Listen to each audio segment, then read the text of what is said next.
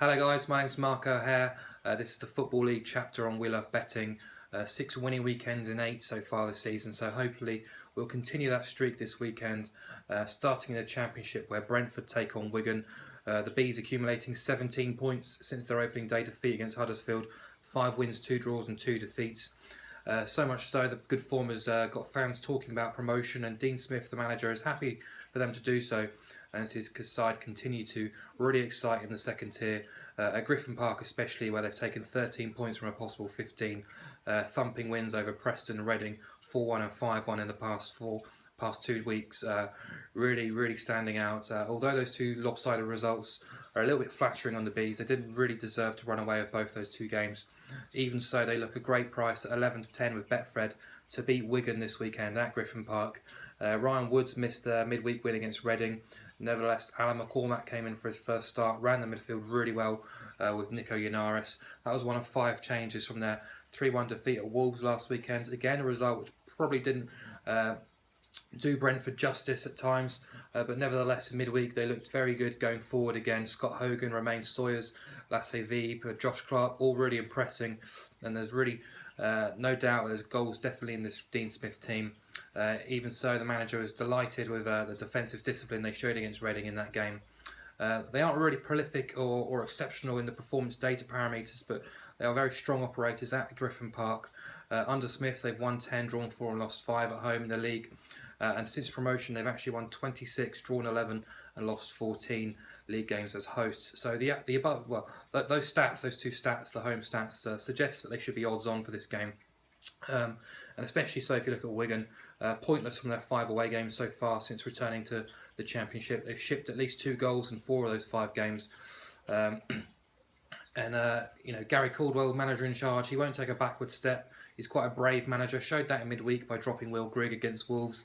Adam Le Fondre came in, scored the opening goal. They got their 2nd win of the season, but they are struggling to turn their possession statistics into goal-scoring opportunities. If you look at the stats, I think only Reading, Fulham and Derby have enjoyed more ball possession than Wigan this season, but only 8 clubs have landed fewer shots on target. 60 of their 133 attempts have come from inside the penalty box too. That's just 45%. And if you include last season when they won the League One title, they only kept 6 clean sheets on the road. So not great for Wigan. They will pose a threat going forward, but I think their defence will be too leaky, and Brentford can justify attractive odds against quotes this weekend. On to League One, Wimbledon take on Gillingham. I think this game's got goals all over it. The 2 teams both involved in very late shows in midweek. Coventry snatching a 2-2 draw against Wimbledon in the 4th minute of stoppage time on Wednesday night. Gillingham earning a share of the spoils against Chesterfield. Scott Wagstaff's 96th minute leveller in a 3-3 draw. For Wimbledon, Neil Ardley was bittersweet really. He felt like his team deserved a bit more. The point lifted Wimbledon outside of the bottom 4, but he was very frustrated with the officials. Blamed the late equaliser on an offside goal, and also actually attacked his own team for a sloppy first half performance. But since starting the season with 4 straight defeats, Wimbledon have drawn 5, won 2 and lost 1. They've already welcomed 3 of the league's promotion favourites to Kingsmeadow, Sheffield United, Bolton and Scunthorpe, taken no points from those games. So they already believe they've got a chance here against Gillingham. But goals are the angle I want to take here. 4 of Wimbledon's first 5 have seen over 2.5 goals, an average of 3.2 goals per game. BTTS has banked in all 5 of their home games, and overall 7 of Wimbledon's 10 games have featured over 2.5 goals, with 9 of their 10 games featuring both sides scoring. Gillingham delivered us the goods in midweek with a goal-heavy game against Chesterfield. Their away stats for goals are quite remarkable really. Yet to keep a clean sheet, to be fair, this season. They've now managed just 7 clean sheets in 37 away games under Justin Edinburgh. They've conceded 13 goals away from home already this season, at an average of 2.6 per game. 26 of those 37 games, that's 70%, away under Edinburgh have seen over 2.5 goals bank, and the same figure has also proven profitable for both teams to score punters. Gillingham have actually notched in all but 7 of those away games, that's just 19%. They failed to score in and scored at least twice on 17 occasions, that's 46%.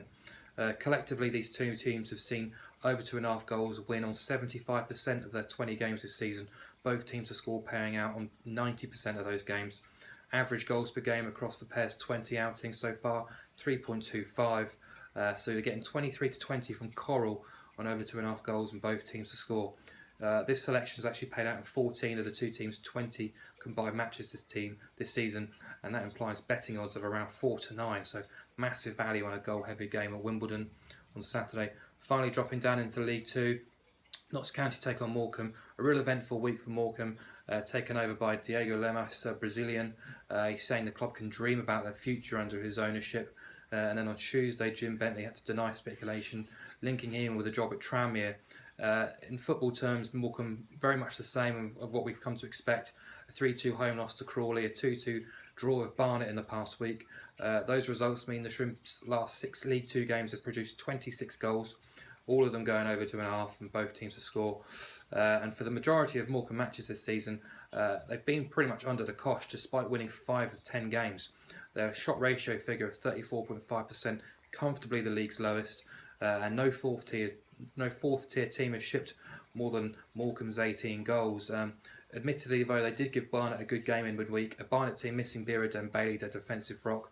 Morecambe hit the woodwork on 3 occasions, played some good fine-flowing football as well. Quite a breathless encounter that. So although just 7 sides have fired in fewer shots across the opening 10 games, I do fancy Morecambe to score here.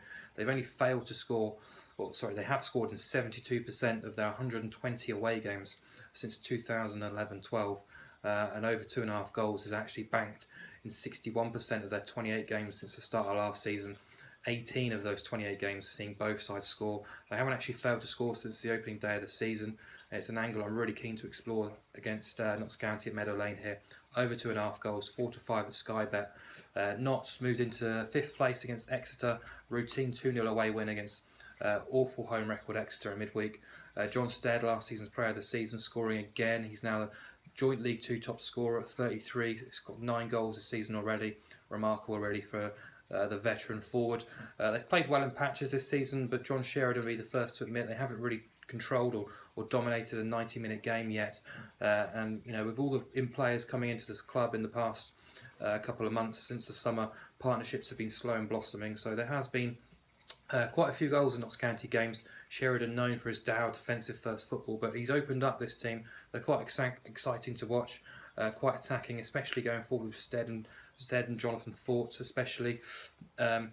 Interestingly, Tuesday's win at Exeter was just the first clean sheet this season. They've already conceded 14 goals in their 10 league games, and actually all 10 of Notts County's games have seen at least 2 goals. 6 of the past 8 have seen at least 3 goals, and 7 of their 10 games have seen both sides score. Last season's 2 meetings produced 9 goals when these two teams met, and collectively this term, these two teams have seen 65 goals in total across their 20 games. That's an average of 3.25, so I'll happily take on over 2.5 goals at 4 to 5 at Sky Bet. Rounding up then, Notts County Morecambe, over 2.5 goals, 4 to 5 at Sky Bet. Wimbledon v Gillingham, over 2.5 goals, and both teams to score at 23 to 20 with Coral. And Brentford v Wigan, Brentford to win 11 to 10 with Betfred. Best of luck, and I'll catch you next week.